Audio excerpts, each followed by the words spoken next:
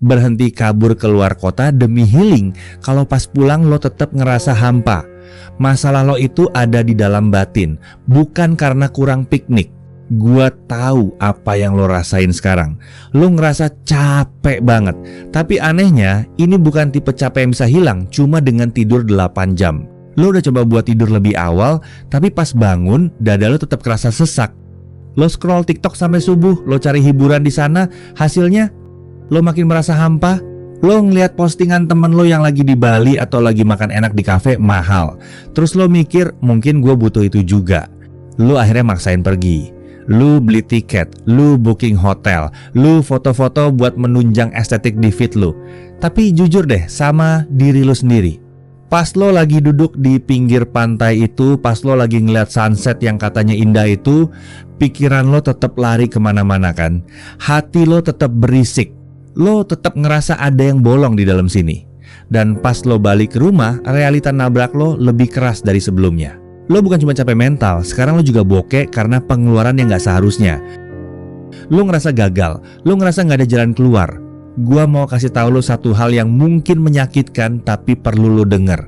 Lo gak bakal pernah bisa sembuh kalau lo terus-terusan lari ke arah yang salah.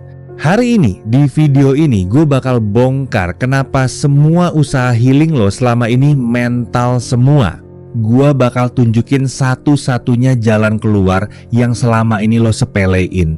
Itulah kunci biar jiwa lo gak mati kekeringan lagi. Tapi, jujur aja, apa yang sebenarnya terjadi? Kenapa sih lo ngerasa capek banget, padahal lo ngerasa gak ngapa-ngapain? Itu namanya mental fatigue, kelelahan jiwa. Ini beda sama lelah fisik. Kalau lo lelah fisik, lo istirahat, lo seger lagi. Tapi kalau jiwa lo yang capek, lo mau tidur 1000 tahun pun, pas bangun lo bakal tetap ngerasa berat. Coba cek tanda-tanda ini di diri lo. Lo gampang banget marah cuma karena hal sepele.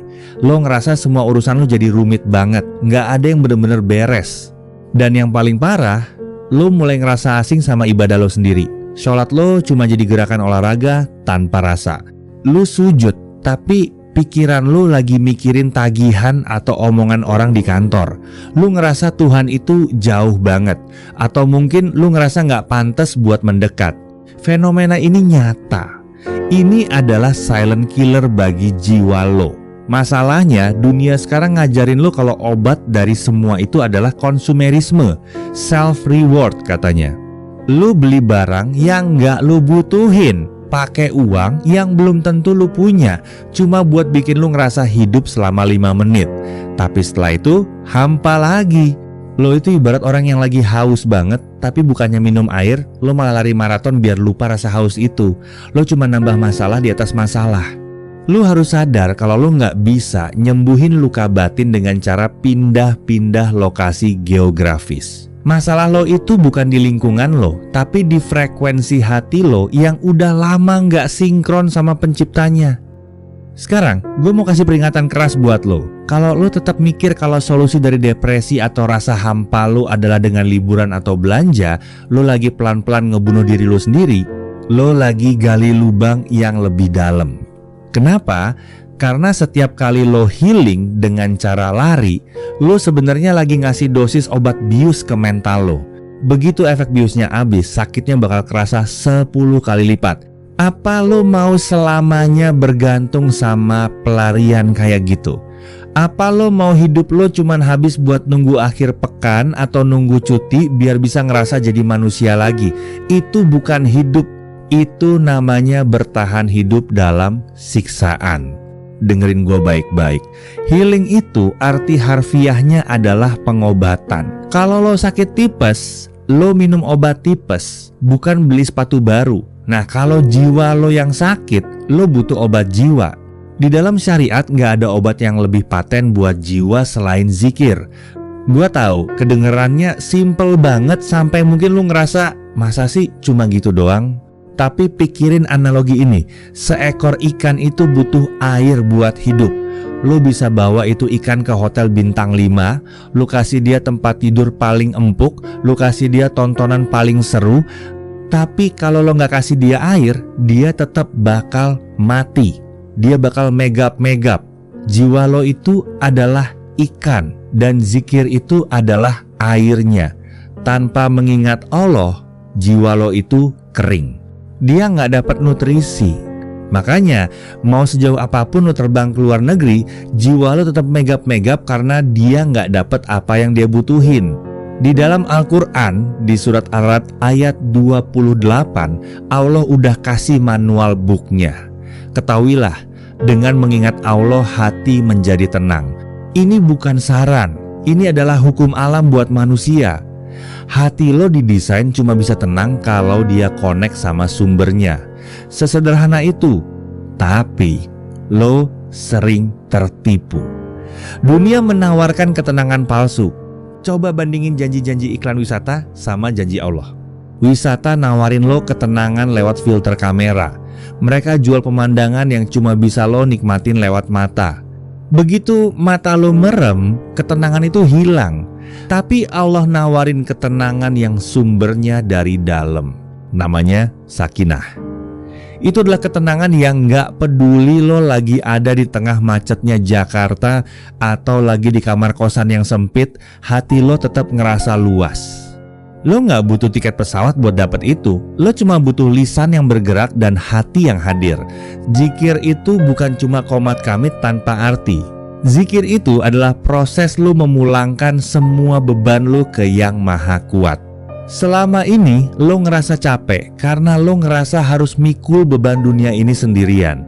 Lo ngerasa semua tergantung sama usaha lo. Lo ngerasa masa depan lo itu beban lo doang. Ya jelas lo capek. Lo itu lemah.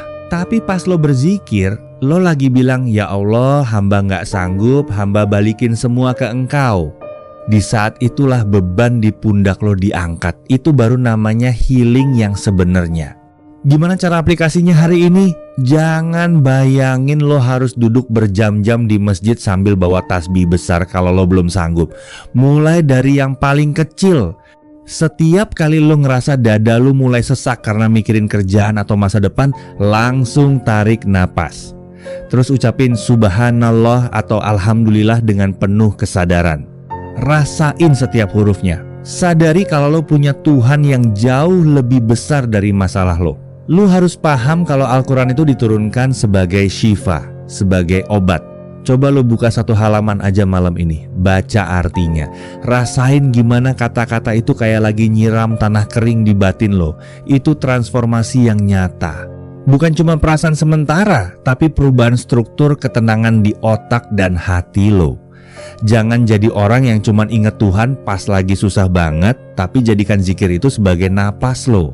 Lu butuh itu buat tetap waras di dunia yang makin gila ini. Jangan cari kemana-mana, kuncinya ada di dalam. Ingat ini baik-baik, ketenangan itu nggak ada di lokasi wisata manapun di dunia ini. Tapi ketenangan itu cuma ada di dalam hati yang selalu mengingat Tuhannya.